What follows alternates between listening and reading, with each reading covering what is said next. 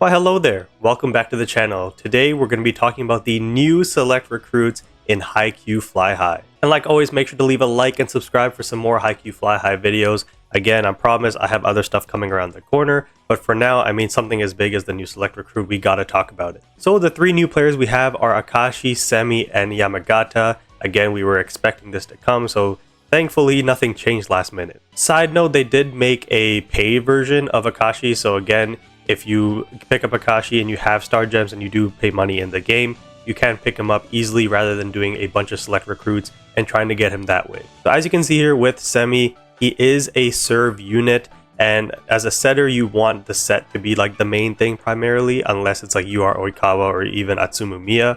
But for an SSR, having your serve as your number one stat over set is a bit of a red flag for me. Now I would only recommend picking Semi up if he is somebody that you actually like. Then again, if you like somebody and you want to get them, I'm never going to tell you not to.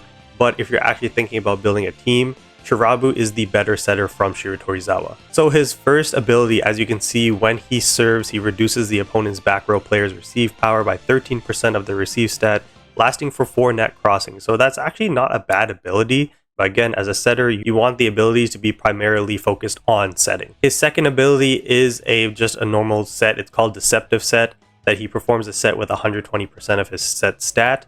Again, most setters have this already, so it's nothing special. And when you do all of Semi's trainings, you unlock the Unleashed Serve. When he serves, his awareness increases by 5% and strength by 10%. And then his main ultimate ability is an Inspiring Serve, so he performs a jump serve with 220% of his serve stat. If it scores, players on your side gain 3% awareness and 6% reflex. So again, very serve focused here. Now if we go into his skill resonances, his skill res 2 says when he scores a service ace, his inspiring serve cooldown is reset, so essentially you can just spam that over and over again. But again, as a setter, you want him to be setting. And for his skill res 4, he increases his serve stat by 50% of his awareness. It's so serve focused that if you really need a good pinch server, this is definitely an option. But again, out of these three players in the select recruit, he would be my number 3. Next up, we have Yamagata. Now, Yamagata is the player that I'm going to be going for because I'm building a Shiratorizawa team.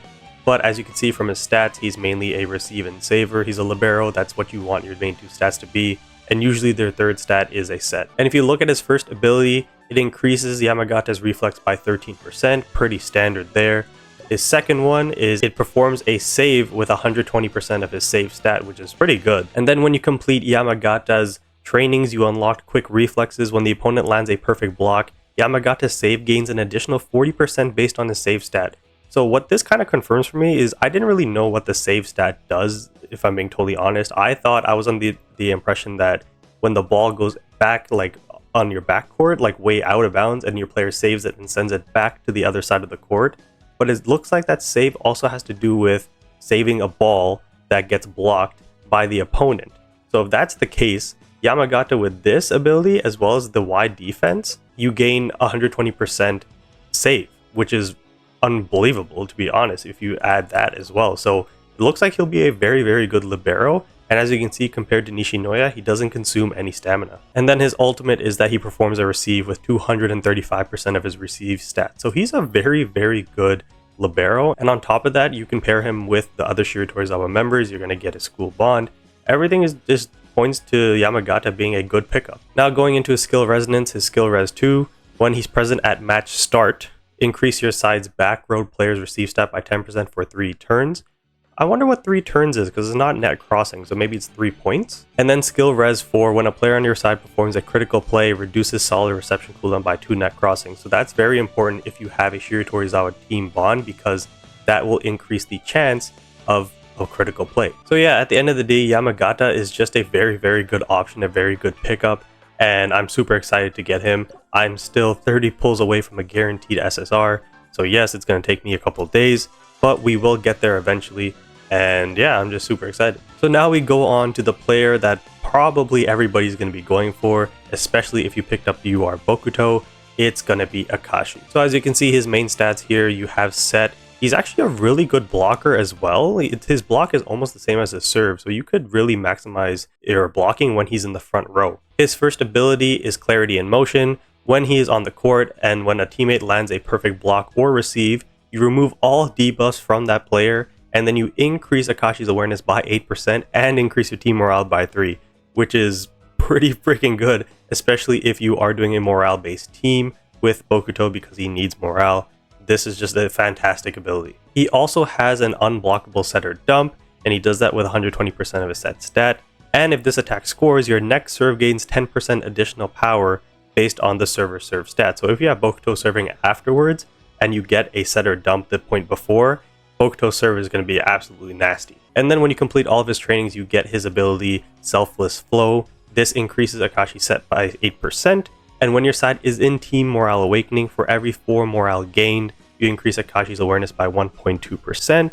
And when Akaashi performs a critical set, your side's next spike is guaranteed to be a critical. So again, a lot of morale going on here. You pair him with Bokuto, you pair him with Bokuto's memory to make the morale last longer, and you're going to do some serious damage. And then his ultimate is Consistent Set. He performs a set with 240% of his set stat.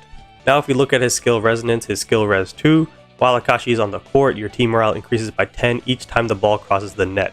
When your side enters Team Morale Awakening, the cooldown of Consistent Set is reset. So yeah, if I were you, I would probably get this. That's kind of unreal that the team morale increases by 10 each time the ball crosses the net. Not even you get a point, not even after like a set. It's every time the ball crosses the net, you get 10 morale.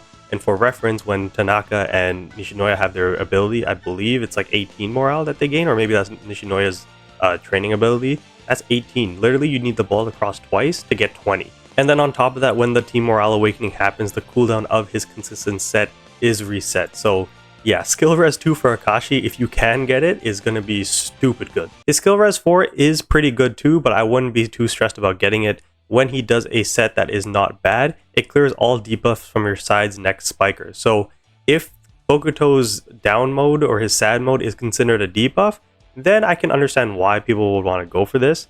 But again, it's going to cost you a lot of dupes. It's going to cost you a lot of those banana milk vouchers, whatever they're called. And yeah, so this would be good if Bokuto's sad mode is considered a debuff.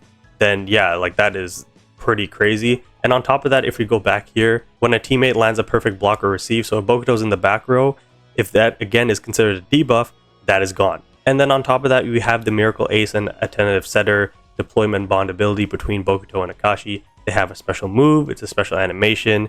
I believe it's something along the lines of like Bokuto does a spike with 285% of his power. I don't have Bokuto, I can't find that information for you right now. But at the end of the day, it's going to be a fantastic move. And on top of that, I believe it gets rid of the sad mode. I'm not 100% sure on that, but that is a possibility as well. So going into the memories now, for Akaashi's memory, it increases the equipper's set stat by 6%.